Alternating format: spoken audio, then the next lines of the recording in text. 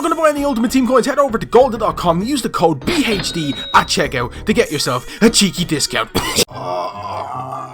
You know them pains in your stomach you get when you've eaten just a bit too much roast beef? I don't usually do that, but that fucking beef was nice, god damn it! Oh, and I just feel it sitting at the top of my stomach. Oh, and I'm recording a video for another half hour.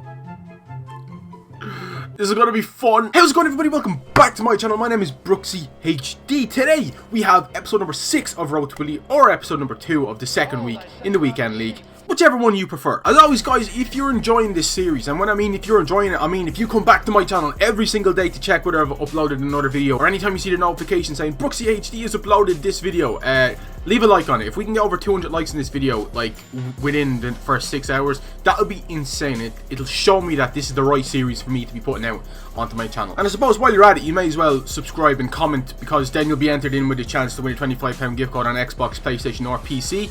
And the more often you do that, the more chance you have of winning. Also, fuck you, Jamie. You know who you are, you little prick. No, seriously though. Fuck you, you're a prick. Anyway, if we ended off last episode, if you haven't seen the last episode, I would definitely go and click the eye in the top right hand side of your screen. If you haven't seen it, I'll give you 5 seconds from now to go and click on it.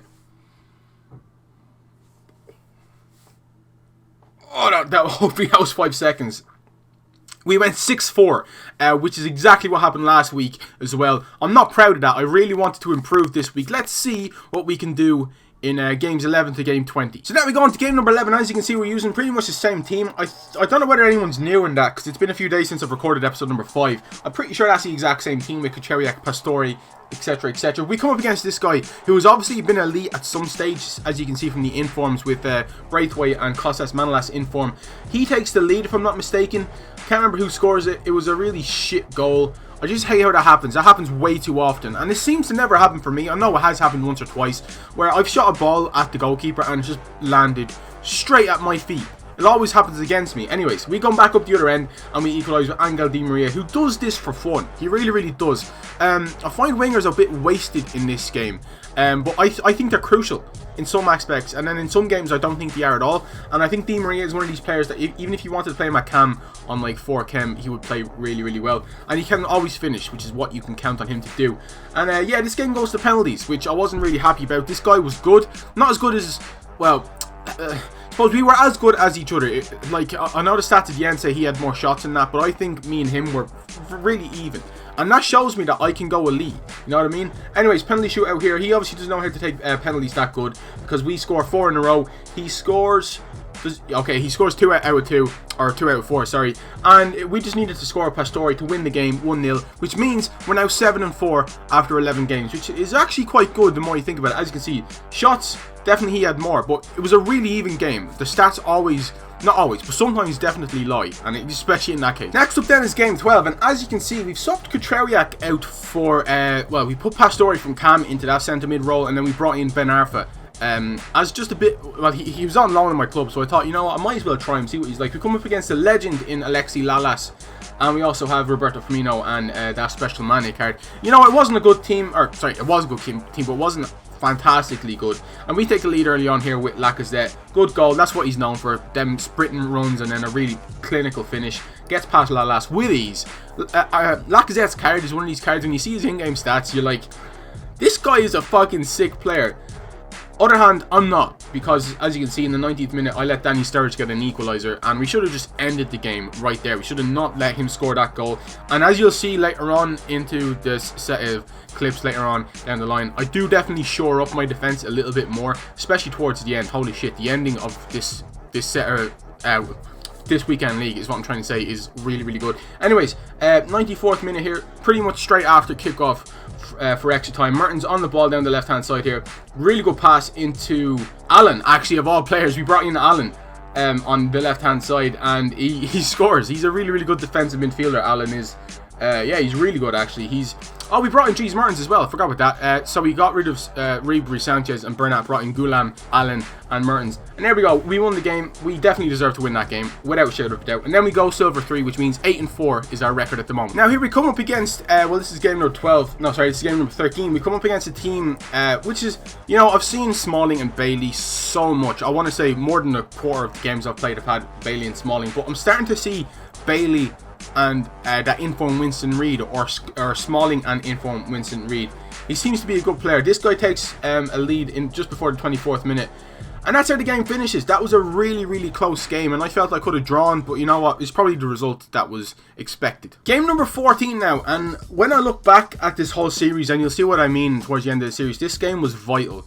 The way we win this game was absolutely amazing. You can see this guy's team was stellar.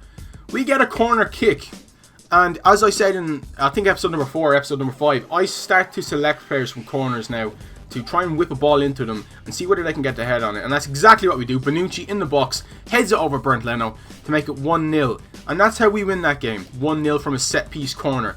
And if you can win them games, you know, you're doing something right.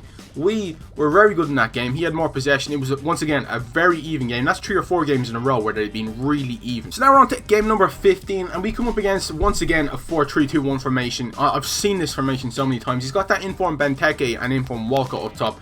Really bad. And once again, like I said, Winston Reid, his inform card, and Smalling, I think it was, really, really good goal to start off the scoring here with Alexandre Lacazette. Really good finish.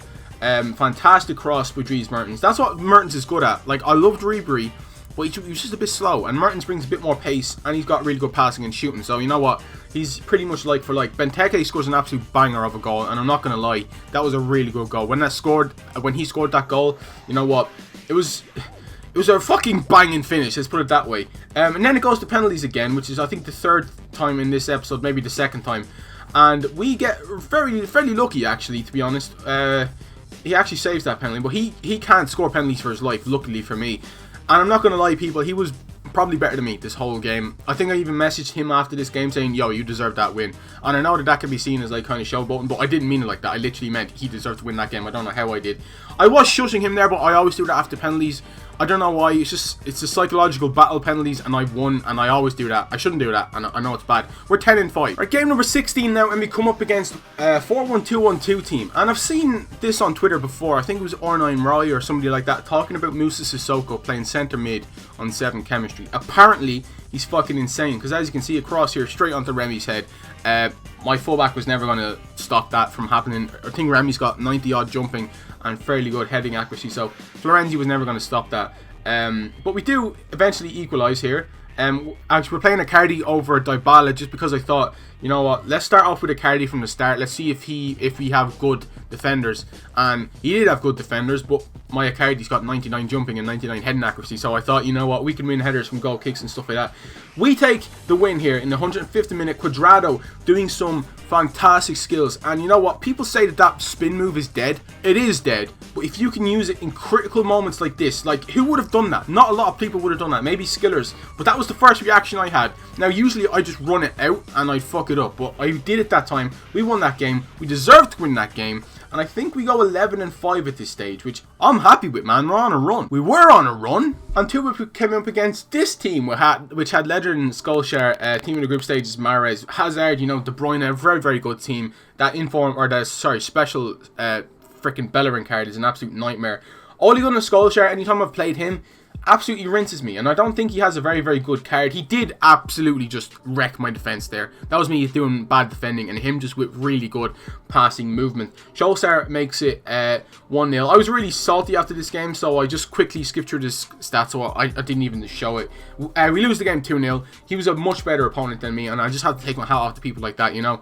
I managed to keep him 1-0 till like the last 10 minutes, and then he scores to make it 2-0. Good game. It's games like this that make me hate FUT Champions. If you follow me on Snapchat like I asked you to do the last video, you'll know what I mean. I just find it so AIDS sometimes, and as you can see, just the fucking mishap there. The fucking first pass where I had the ball and he just passes the wrong person. Aubameyang picks it up, and then I give away a stupid penalty that I didn't even mean to do. I didn't control him to tackle him. He just runs straight into the back of him, as you can see. I can't stop that, man. That's so annoying when that happens, and we deserve to win this game as well. This guy's team was really, really good. I need to try it and see if I can build a team with Royce and Aubameyang in it. As you can see, we deserve to win that. It's always good to have games like that and then come up with a game like this. We come up against a really, really good team. Well, not really, really good, but you know, Manlas and Smalling is a good partnership in defence. Very tall and very fast.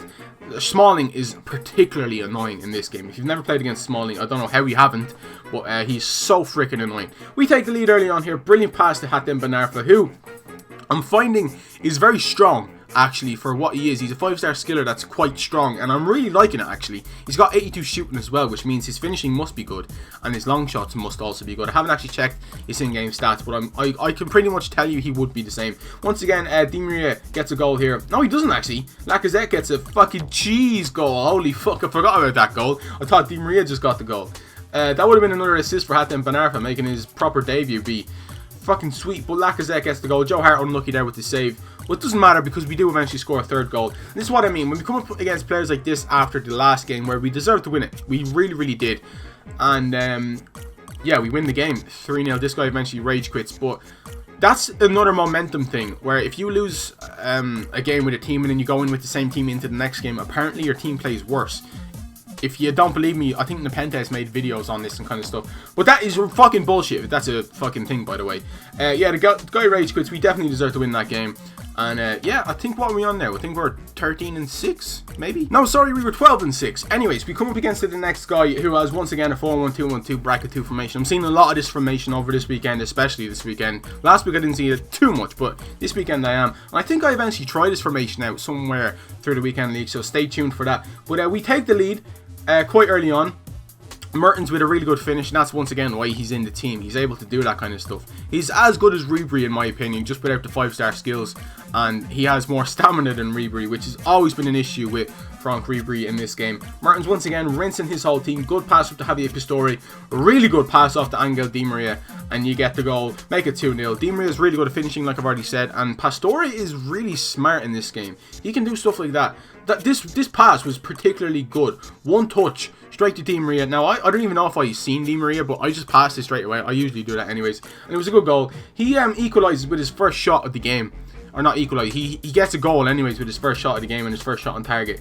And happily for me, his only shot on target, because we go up the other end and we score to make it 3-1 in the end. I don't even think that's where the scoring ends. Pastore, really good finish. Pastore's good in this game. He really is. Even defensively, he's quite good. Because he's kind of tall, which means he's a little bit strong, which definitely helps when you're playing him in a 4-3-3 bracket 4 formation as the centre mid. We score a fourth with a penalty. I didn't even bother showing the penalty because it was a blatant one. And yeah, we win the game. He rage quits. 15 shots and 8 on target. Anyways, we end games, well, from 1 to 20 on 13-6. Which is fucking insane from my... No, sorry, 13-7. 13-7. My apologies. Yeah, 13-7. At that rate, we should be going 26-14. Which is gold 1. If we can do that, we'll be fucking set, boys. You have to wait and see, though, to see what happens in the next 2 episodes of Road to Elite and then the rewards episode. As I said, guys, if you really enjoyed this series, please smash a like on it. Also, do you like the new outro music? I fucking love the new outro music. You can probably hear it playing now. And yeah, you know what, boys? I'll see you next time. Have a wonderful day. Goodbye.